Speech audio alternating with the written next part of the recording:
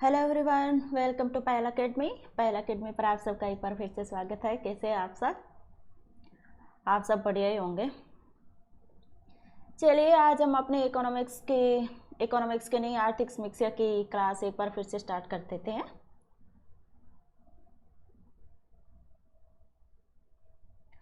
तो गाइज, आर्थिक समीक्षा की हमारी तीसरी क्लास है। इससे पहले 2 क्लासेज हो चुकी है। आपको यूट्यूब चैनल, पायल अकेडमी का यूट्यूब चैनल है, उसके पर आपको दोनों क्लासेज फ्री में अवेलेबल है, तो आप वहाँ पे जाके देख लीजिए। और आज हम आर्थिक समीक्षा का जो फर्स्ट चैप्टर है, वृहद आर्थिक प्रवृत्ति का परिदृश्य, उस पर बात कर रहे हैं। आर्थिक समीक्षा क्या होती है, बजट क्या होता है, जीडीपी क्या होती है, जीबी क्या होता है, तो इन सब के बारे में हम पहली 2 क्लासेज हैं उनमें विस्तार से पढ़ाई कर चुके हैं। तो आप उनको जाके देख लीजिए, काफ़ी फायदेमंद रहेगी। आज हम तीसरी क्लासेज में देखेंगे कि वृहद आर्थिक प्रवृत्तियों का परिदृश्य है, उसमें सकल स्थायी पूंजी निर्माण क्या होता है। सकल स्थायी पूंजी निर्माण, सकल स्थायी पूंजी निर्माण को आपको पता है, इसे ग्रॉस फिक्स्ड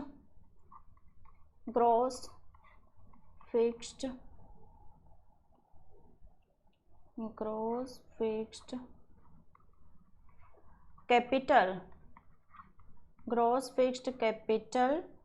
फॉर्मेशन भी कहते हैं।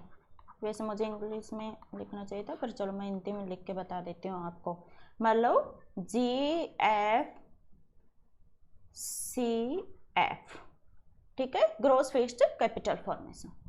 ग्रॉस फिक्स्ड कैपिटल फॉर्मेशन होता क्या है कि एक लेखा अवधि के दौरान उत्पादनकर्ता के द्वारा सृजित की गई स्थायी परिसंपत्तियों में से निस्तारित संपत्तियों को घटाने के बाद और तथा गणना अवधि में गैर उत्पादित परिसंपत्तियों को उत्पादन गतिविधियों में उपयोग करने की कीमत के आधार पर मापा जा सकता है। ये तो हो गया आपका, जैसे मेंस में अगर आपका आ जाए, इसके मेंस में आने के चांसेस कम ही हैं। सकल स्थायी पूंजी निर्माण क्या होता है ये नहीं पूछेंगे, जीडीपी क्या होता है, जीएनपी क्या होता है ये पूछा जा सकता है, पर ग्रॉस फिक्स्ड कैपिटल फॉर्मेशन क्या है ये नहीं पूछेंगे। फिर भी मैं आपको मोटा मोटा बता दूं कि ग्रॉस फिक्स्ड कैपिटल होता क्या है कि कोई भी सरकारी संस्थान है या निजी संस्थान है, सरकारी या निजी, व निजी दोनों के द्वारा फिक्स्ड एसेट पर किया गया शुद्ध पूंजी व्यय कितना है। फिक्स्ड एसेट कौन सी हो गई? फिक्स्ड एसेट हो गई जैसे किसी भी निजी कंपनी के द्वारा या सरकार के द्वारा, जैसे सड़क का निर्माण कर दिया गया, रोड इंफ्रास्ट्रक्चर डेवलप करती है ना सरकार ने, सड़क बना दिए, अस्पताल बना दिए, तो ये सब के सब फिक्स्ड एसेट कहलाते हैं। निजी कंपनी ने जैसे कोई अपना कारखाना खोला, तो उस कारखाने के अंतर्गत जैसे निजी कंपनी के द्वारा मशीनरी लगाई गई, या फिर उसके अंतर्गत मान लो कोई संस्थान है, सरकारी संस्थान है, उसमें मान लो आपने पंखे लगा दिए, कूलर लगा दिए, कुछ भी चीजें जो या तो 1 साल की अवधि के अंतर्गत यूज किए जाते हैं या कभी कभार भी इस्तेमाल किए जाते हैं, उन्हें सकल स्थायी पूंजी निर्माण कहते हैं। ठीक है, इसके अंतर्गत आपका मशीनरी भी हो सकती है, वाहन भी हो सकती है, या फिर हो गया आपका सॉफ्टवेयर भी हो सकता है, जैसे डेली का नया नया सॉफ्टवेयर डेवलप होता है, बीमे पे जैसे आ गया, तो एक तरीके से क्या हुआ, पूंजी का निर्माण ही तो हुआ ना। तो चाहे वो आपका मूर्त संपत्ति हो या अमूर्त संपत्ति हो, मूर्त संपत्ति या अमूर्त कोई से भी संपत्ति का निर्माण, भीमेप हो गया, तो इसको आप थोड़े ना सकते, ये अमूर्त संपत्ति हो गई भीमेप। और मूर्त संपत्ति जैसे हमारी सरकार के द्वारा रोड इंफ्रास्ट्रक्चर का निर्माण किया गया, तो वो हो गया मूर्त संपत्ति हो गई। ठीक है, तो इनके चाहे निजी क्षेत्र के द्वारा इसका निर्माण किया गया है, सरकारी क्षेत्र के द्वारा इसका निर्माण किया गया वो हमारा सकल स्थायी पूंजी निर्माण कहलाता है। अब इसमें मैं बता दूं आप कि राज्य में वर्ष 2020-21 में सकल स्थायी पूंजी निर्माण में गत वर्ष 2019-20 की तुलना में 2.45% की गिरावट हुई है। ये स्टेटमेंट आपका तो सीधा आपको प्रीलिम्स में पूछा जा सकता है कि राज्य में 20-21 में सकल स्थायी पूंजी निर्माण में गत वर्ष 19-20 की तुलना में 2.4% 4-5% की गिरावट हुई है, तो हाँ ये बिल्कुल सही स्टेटमेंट होगा अपना, ठीक है ना। या फिर बाई चांस आरपी से घुमा के ऐसे भी स्टेटमेंट दे दे कि 2.45% की वृद्धि हुई है, तो वो गलत हो जाएगा। तो 19-20 की तुलना में 2.45% की कमी दर्ज हुई है। या ऐसे स्टेटमेंट में पूछा जा सकता है कि राज्य में 2020-21 में सकल स्थायी पूंजी निर्माण में गत वर्ष 19-20 की तुलना में कितने प्रतिशत की गिरावट दर्ज हुई है? 2.45%, 3%, 1.45%, 1.67 या इस हिसाब की दे सकते हैं। तो आपको याद रखना है 2.45% की गिरावट दर्ज हुई है, ठीक है ना, गिरावट। अब मैं आपको बताऊं कि पूंजी निर्माण में, जैसे मैंने अभी आपको बताया कि चाहे सरकारी क्षेत्र हो या निजी क्षेत्र हो, दोनों के द्वारा पूंजी का निर्माण किया जाता है। तो इसमें पूंजी निर्माण में निजी व सार्वजनिक क्षेत्र की औसत भागीदारी कितनी है? तो इनका औसत अगर योगदान देखें तो 2020-21 में निजी क्षेत्र का क्रमशः का मतलब हुआ है, पहले निजी क्षेत्र दिया हुआ है तो निजी क्षेत्र का 76.10% योगदान है, और जो सार्वजनिक क्षेत्र है उनका योगदान 23.90 है, ठीक है।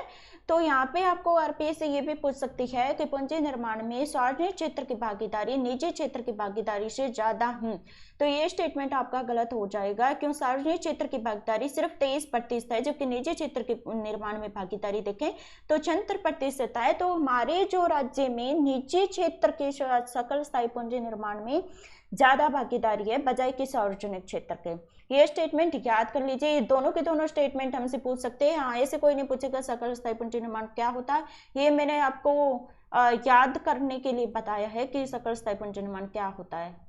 ये टर्मिनोलॉजी हमें पता होना चाहिए ना। चलिए नेक्स्ट स्लाइड पे चलते हैं। अब मूल्य सांख्यिकी। मूल्य सांख्यिकी क्या होती है?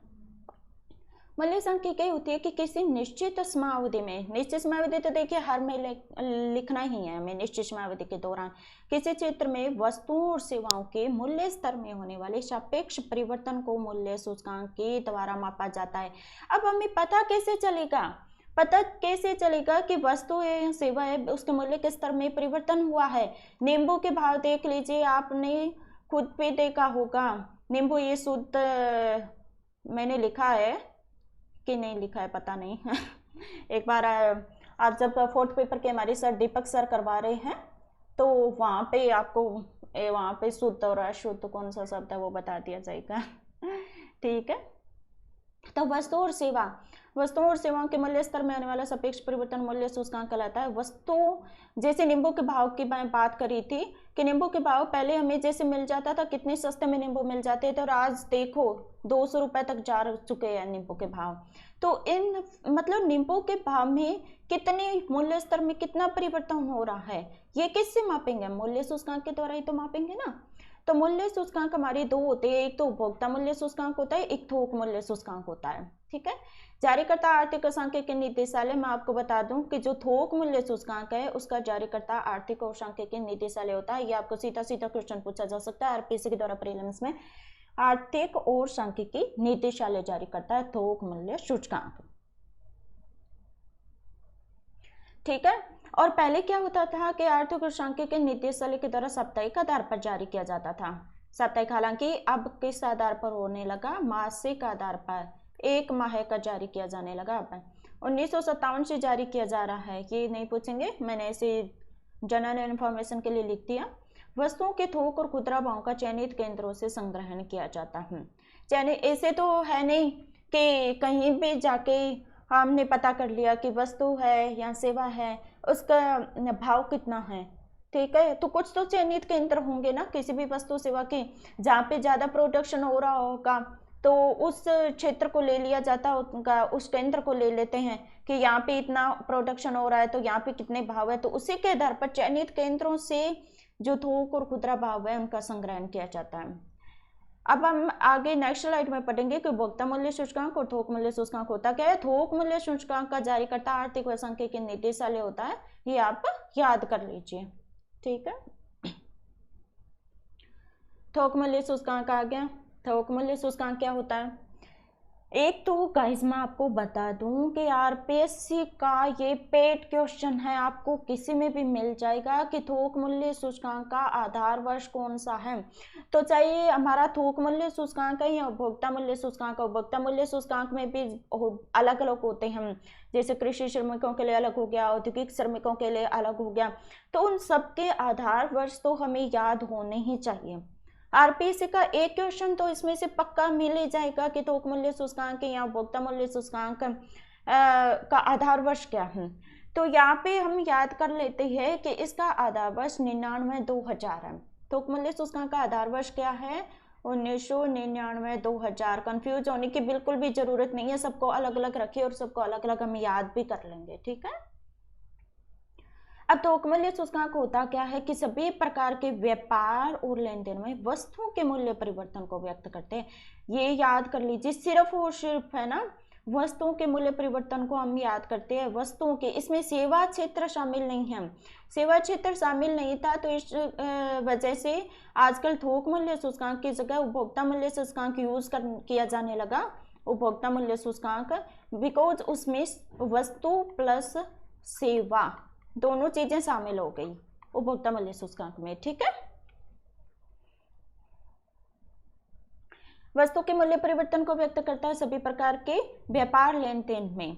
इसमें कितनी, अब वस्तुओं कितनी लेते हैं तो 154 वस्तुओं को 3 वस्तु समूह में बांटा गया है। कुल मिला के हमसे ये क्वेश्चन पूछे कि थोक मूल्य सूचकांक के अंतर्गत कुल कितनी वस्तुएं हैं, तो 154 वस्तुएं हैं। ये आपको याद रहनी चाहिए, याद कर लीजिए। चलो हम अभी याद कर लेते हैं। 154 वस्तुएं हैं, 154।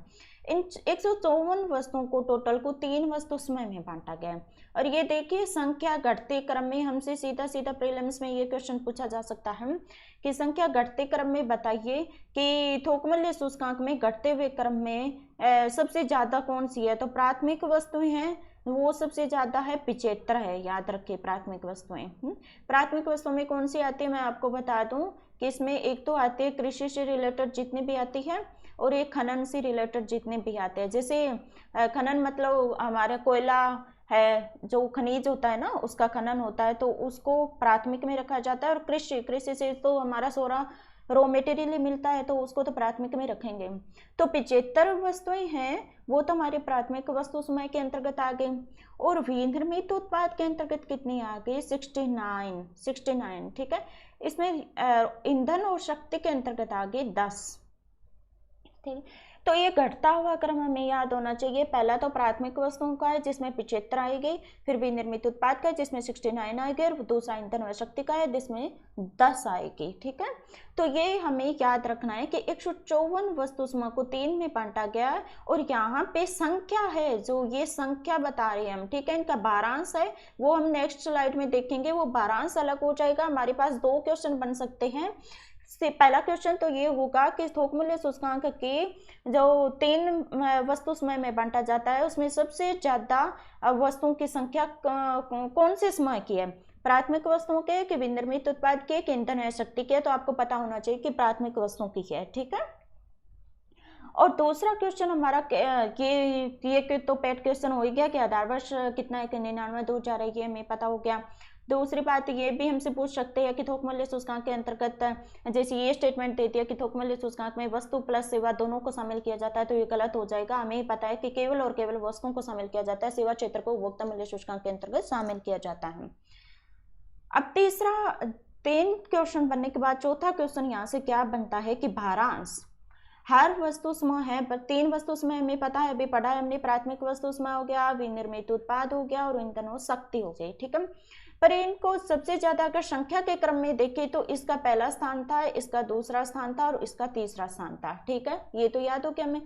पर अगर हम भारांश की बात करें कि थोक मूल्य सूचकांक में कौन सी वस्तु समूह को कितना वेटेज दिया गया है, तो ये अलग आ जाता है। यहाँ पे प्राथमिक वस्तु समूह को 33.89% का वेटेज दिया गया है। विनिर्मित उत्पाद को 49.85% का वेटेज दिया गया है।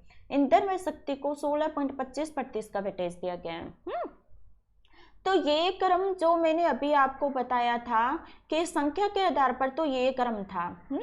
पर अगर हम वेटेज की बात करें तो वेटेज में आपको पता है ना, देखो विनिर्मित उत्पाद पहले स्थान पर आ जाता है 49.85% है ना, और इसके बाद हमारी प्राथमिक वस्तुएं आ जाती है और इसके बाद ईंधन व शक्ति आ जाती है। तो पूरा का पूरा चेंज हो गया। तो ये स्टेटमेंट, ये भी हमसे क्वेश्चन पूछा जा सकता है कि थोक मूल्य सूचकांक के अंतर्गत कौन से वस्तु समय को सर्वाधिक भारांश प्रदान किया गया। तो हमें पता होना चाहिए कि विनिर्मित उत्पाद है, इसको सबसे ज्यादा भारांश प्रदान किया गया 49.85%। ठीक है। अब जैसे मैंने आपको बताया था कि कृषि जो प्राथमिक वस्तु समय इसके अंतर्गत आता कौन कौन है, तो एक तो इसमें कृषि वस्तुएं आएंगे और दूसरा इसके अंतर्गत खनिज आएंगे। मैंने खनन बोल दिया था, सॉरी गाइस, वो खनन नहीं था, खनन तो इनका खनिज है, उनका जो खनन करते हैं वो आ जाता है ना।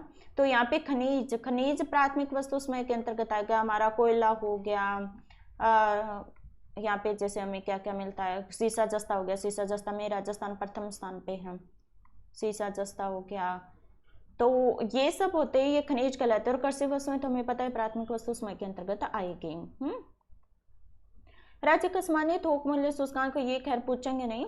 सामान्य थोक मूल्य सूचकांक वर्ष 2020 में 330.86 से बढ़ा है। देखिए वर्ष 2021 में 363.23 रहा। ठीक है, बढ़ गया है, 330 से 363.23 रहा है, जो 9.78% की वृद्धि दर्शाता है। 9.7 ये हम थोड़ा सा देख लेते हैं, आने के चांसेस तो कम ही है, पर बाई चांस आरपीसी अगर पूछ भी ले तो हमें पता होना चाहिए कि इस माने जो थोक मूल्य सूचकांक है हमारा वो बढ़ा है, और कितना प्रतिशत बढ़ा है, 9.78% बढ़ा है।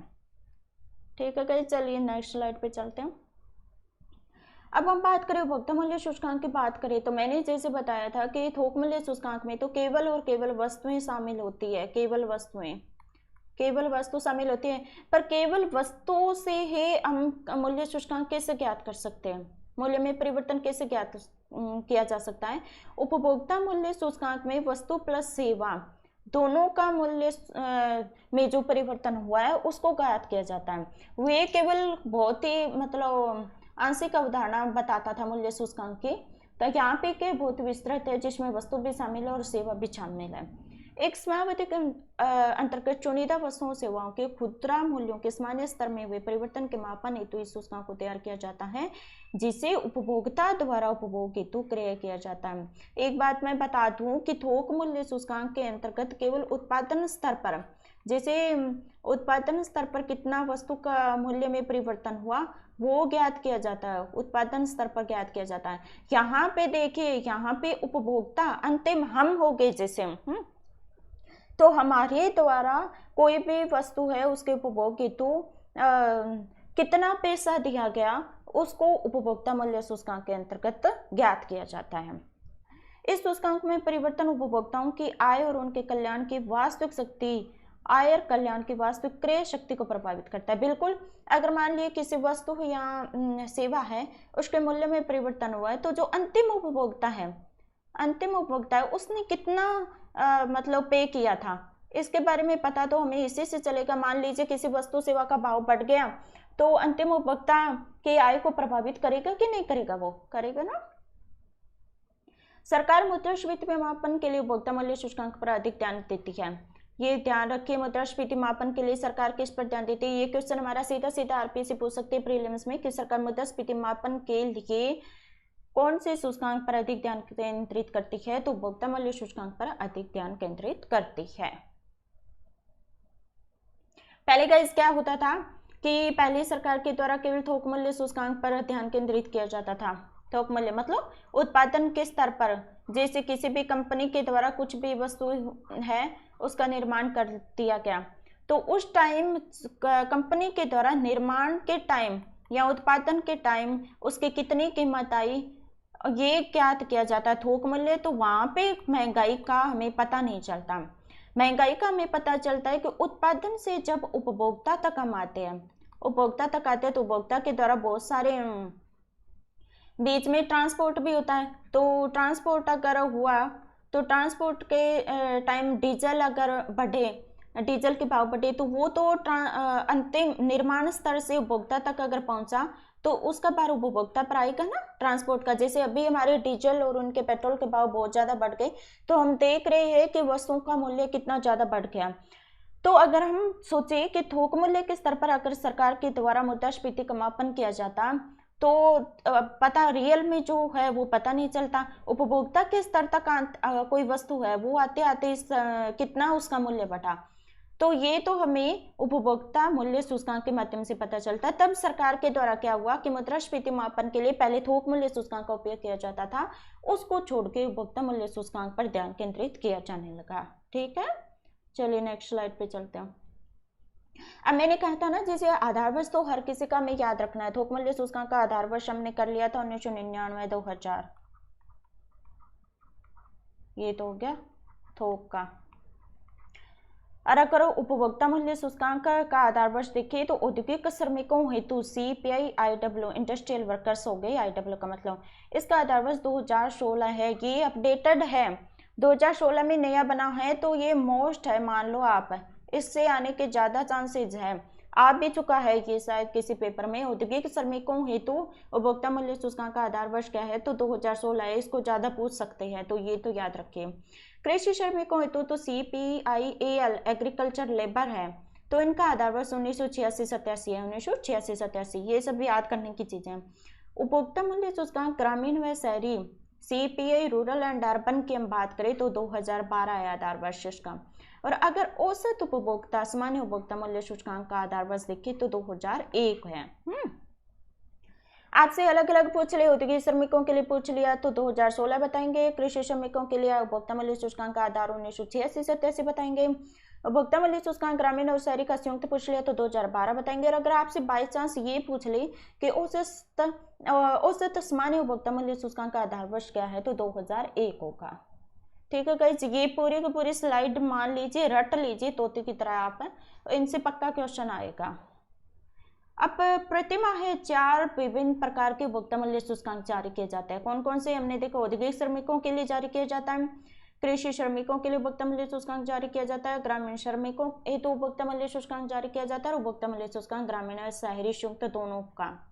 4 हो गए। इन चारों में औद्योगिक श्रमिकों के लिए, कृषि श्रमिकों के लिए और ग्रामीण श्रमिकों के लिए, ये 3 मोस्ट इंपोर्टेंट क्वेश्चन आ रहा है आपका। ये 3 है ना, इनका तो किसके द्वारा जारी किया जाता है, श्रम ब्यूरो शिमला द्वारा, श्रम ब्यूरो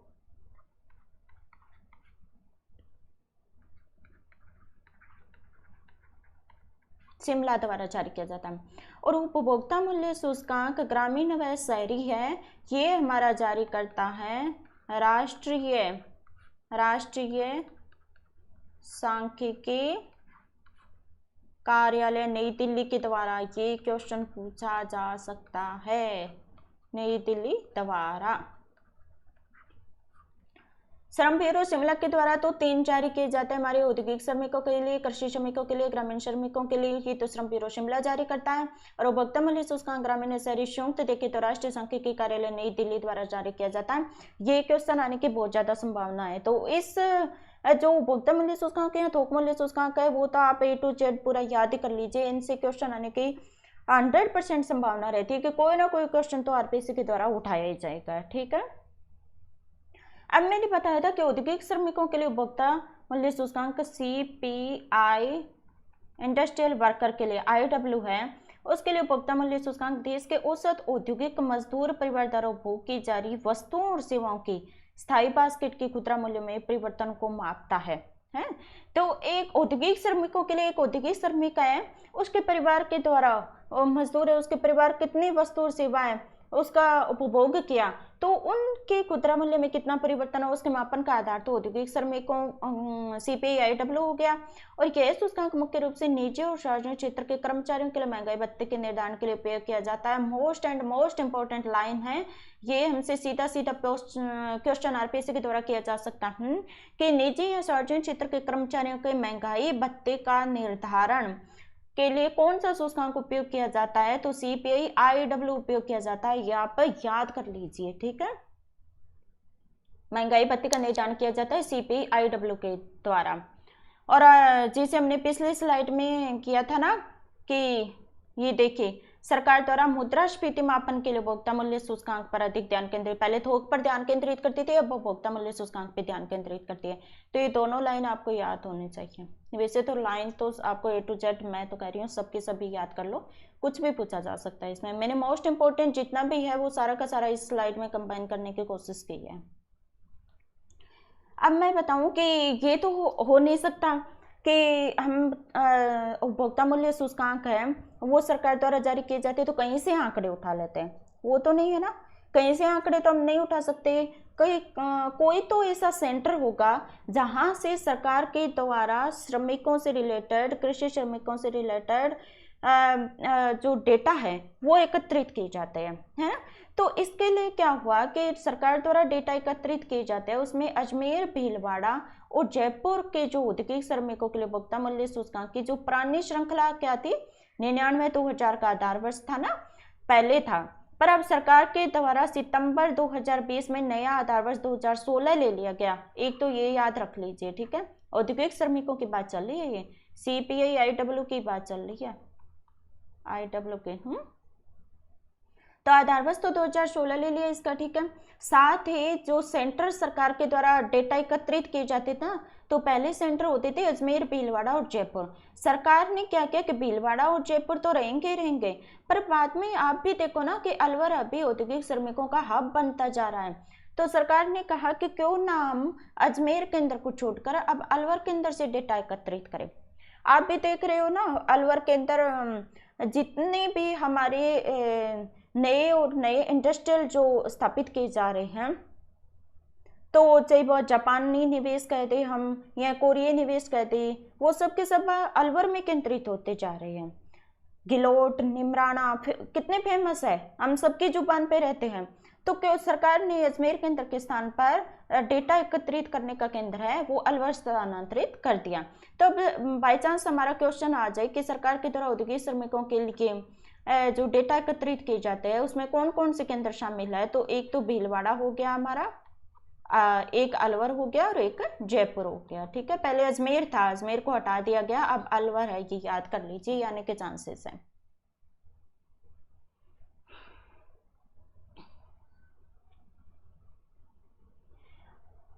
कृषि श्रमिकों के लिए उपभोक्ता मूल्य सूचकांक जैसे मैंने कहा था इसका आधार वर्ष क्या है, 1986 से 87 के आने के चांसेस है। ये देखिए यहाँ पे लिखा है कृषि श्रमिकों के लिए उपभोक्ता वर्ष, और कृषि वर्ष देखिए यहाँ पे कृषि वर्ष भी लिखा हुआ है, जुलाई से जून। हमें पता है, हम सब किसान के बेटे या बेटियां ही हैं, तो हमें पता है कि कृषि वर्ष कब शुरू होता है, जुलाई में होते हैं ना, जब मानसून शुरू हो जाता है, जब हमारी बुआई शुरू होती है। खैर आजकल तो नहर का पानी आने लग गया, तो जुलाई से पहले ही कभी कभी बुआई कर देते हैं हम। कृषि मूल्य उपभोक्ता मूल्य सूचकांक का तो राजस्थान का ये है, तो ये देखिए निरंतर बढ़ता चला जा रहा है, यहाँ पे तो घटा तो नहीं है ना। तो बाई चांस ये कहते हैं हमारी के साथ 2017-18 के बाद राज्य का जो कृषि श्रमिकों के लिए उपभोक्ता मूल्य सूचकांक है वो निरंतर बढ़ता जा रहा है, तो ये स्टेटमेंट हमारा बिल्कुल करेक्ट हो जाएगा। और इंडिया के लेवल पर भी देखिए तो ये भी देखिए इसका भी निरंतर बढ़ता जा रहा है, तो ये भी अखिल भारतीय स्तर पर भी उपभोक्ता मूल्य सूचकांक का निरंतर बढ़ता जा रहा है। तो मूल्य सूचकांक उपभोक्ता मूल्य सूचकांक में अंतर ये मेंस में आने के चांसेस बहुत ज़्यादा हैं, तो इन दोनों को तो हम याद कर ही लेते हैं कि अंतर क्या है। तो गाइस एक मैं तो यहाँ पे जैसे मैंने मोटा मोटा लिखा है, आप जब वहाँ पे लिखो ना तो दो चीज़ें और लिख देना, एक तो आधार वर्ष कौन सा है इसका लिखा देना, और इसका आधार वर्ष कौन सा है, इनका थोड़ा अलग अलग लगाना पड़ रहा था, मैं स्लाइड में उनको कर नहीं पा रही थी, इस चक्कर में लिख नहीं पाई।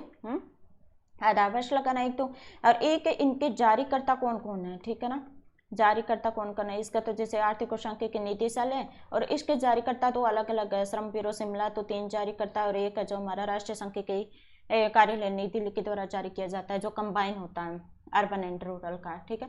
तो अगर जब आपके मेंस में क्वेश्चन आए ना तो आप थोक मूल्य सूचकांक इधर लिखेंगे, उपभोक्ता मूल्य सूचकांक इधर लिखेंगे, तो आधार वर्ष और जारीकर्ता दो डिफरेंस तो आपको ये करने हैं, ठीक है।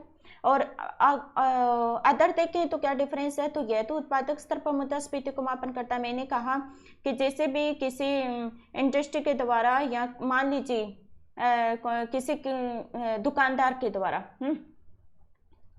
दुकानदार तो खैर वो हो गया ना, हमारा सप्लाई करने वाला हो गया। उत्पादक स्तर पर देखते हैं तो उत्पादक स्तर पर किसी भी इंडस्ट्री के द्वारा कितनी वस्तुओं का निर्माण किया गया, उस टाइम उसका कितना मूल्य था। तो उत्पादक स्तर पर मुद्रास्फीति का मापन जिससे किया जाता है वो थोक मूल्य सूचकांक। उपभोक्ता स्तर पर हमारी द्वारा किसी वस्तु या सेवा के लिए कितना मूल्य दिया गया, तो उसमें हुआ परिवर्तन है वो उपभोक्ता मूल्य सूचकांक द्वारा मापा जाता है। ये हमारे प्रीलिम्स में भी पूछ सकते हैं। यह केवल वस्तुओं जैसे हम जब से लगे हैं कि थोक मूल्य सूचकांक है वो तो वस्तुओं की कीमतों में परिवर्तन करता है, यह वस्तु सेवा दोनों की कीमतों में परिवर्तन मापन करता है। इसमें निर्मित विनिर्मित वस्तुओं को अधिक भारांश दिया गया, इसमें खाद्य पदार्थों को अधिक भारांश दिया। विनिर्मित वस्तुओं को हमने भारांश किया था ना, लगभग 49 के लगभग, मुझे एग्जैक्ट याद नहीं रहा कितना रहा था। यहाँ पे खाद्य पदार्थों को अधिक भारांश दिया गया। तो ये 5 डिफरेंस आपको वहां पे लिखने हैं। पहला हो गया, दूसरा हो गया, तीसरा हो गया, चौथा हो गया और 5 हो गया। ठीक है, जितना ज़्यादा से ज़्यादा हम वहाँ पे लिखेंगे ना उतने ही हमें मार्क्स उनके द्वारा दिए जाएंगे। तो बेटर है हम जितना ज़्यादा लिखे उतना ही अच्छा है। चलिए नेक्स्ट स्लाइड पे चलते हैं। अब बात करते हैं औद्योगिक उत्पादन थोक मूल्य सूचकांक हो गया हमारा, उपभोक्ता मूल्य सूचकांक आ गया। अब औद्योगिक उत्पादन सूचकांक पे भी आने के चांसेस है। इसका आधार वर्ष हम देख लेते हैं 2011-12, सबका याद कर लीजिए आधार वर्ष, तो मतलब आपकी जुबान पर ही रहने चाहिए कि आधार वर्ष कौन सा है, तो वहाँ पे कंफ्यूजन ही नहीं होगा कि इसका आधार वर्ष कौन सा है। ये सीधे सीधे क्वेश्चन आते हैं तो इनके तो गलत होना ही नहीं चाहिए ना। तो एक निश्चित अवधि में औद्योगिक उत्पादन की उत्पादन मात्रा में हुए परिवर्तन का इससे पता चलता है। मान लीजिए कोई कपड़े की फैक्ट्री है, कपड़े की फैक्ट्री है, तो उनके द्वारा मान लीजिए आज 100 पीस तैयार किए, तो कल मान लो उन्होंने 120 तैयार कर लिए, तो उत्पादन मात्रा इसी तो कहते हैं। उत्पादन मात्रा में कितना हुआ, पहले 100 तैयार हो रहे थे अब 120 तैयार हुआ है, तो इसमें परिवर्तन हुआ। तो इसका पता हमें किससे चलेगा, तो औद्योगिक उत्पादन सूचकांक के माध्यम से चलेगा। यह सूचकांक भी मासिक आधार पर, अब सारे के सारे सूचकांक मासिक आधार पर तैयार किए जाते हैं। तो बाई चांस क्वेश्चन आ जाए साप्ताहिक आधार पर तैयार किए जाते हैं, तो नहीं, मासिक आधार पर तैयार किए जाते हैं। इसमें 3 वृहद समूह शामिल है। कौन कौन से हो गए, एक तो विनिर्माण हो गया, एक उद्योग हो गया, एक खनन हो गया। विनिर्माण, उद्योग और खनन। आधार वर्ष 2011-12 है। ठीक है गाइस, अब औद्योगिक उत्पादन सूचकांक आधार वर्ष तो 11-12 हमने कर ही लिया। और इसको देखें तो औद्योगिक उत्पादन सूचकांक 2017-18 में 133 था। खैर पूछेंगे नहीं, मैं ऐसे ही आपको जनरल में बता रही हूँ। फिर 2018-19 में 140 हो गया, फिर 126 हो गया, फिर 122 हो गया, फिर 131 हो गया। तो प्रावधानिक कितना है, 131.33 रहने के चांसेस है। और 2020-21 में 122.34 था। तो ये घटता बढ़ता जा रहा है, 133, 140, 140, 126, 122, 131, तो घटता बढ़ता जा रहा है। औद्योगिक उत्पादन सूचकांक हमारा राज्य का घटता बढ़ता जा रहा है। बाई चांस पूछ ले तो हमें पता होना चाहिए औद्योगिक उत्पादन सूचकांक, ये नहीं कि हमने देखा ही नहीं, घटता बढ़ता जा रहा है, ये हमें पता होना चाहिए। चलिए गाइस, आज की हमारी स्लाइड यहीं पे ख़त्म होती है और क्लास भी यहीं पे इसके साथ ही ख़त्म होती है। हम नेक्स्ट जो हमारा क्लास होगी उसमें हम हमारा फर्स्ट चैप्टर ख़त्म हो गया है, तो उससे रिलेटेड जितने भी क्वेश्चन हैं उनको करेंगे। ठीक है, तो अभी के लिए इतना ही। Thank you so much for watching my video.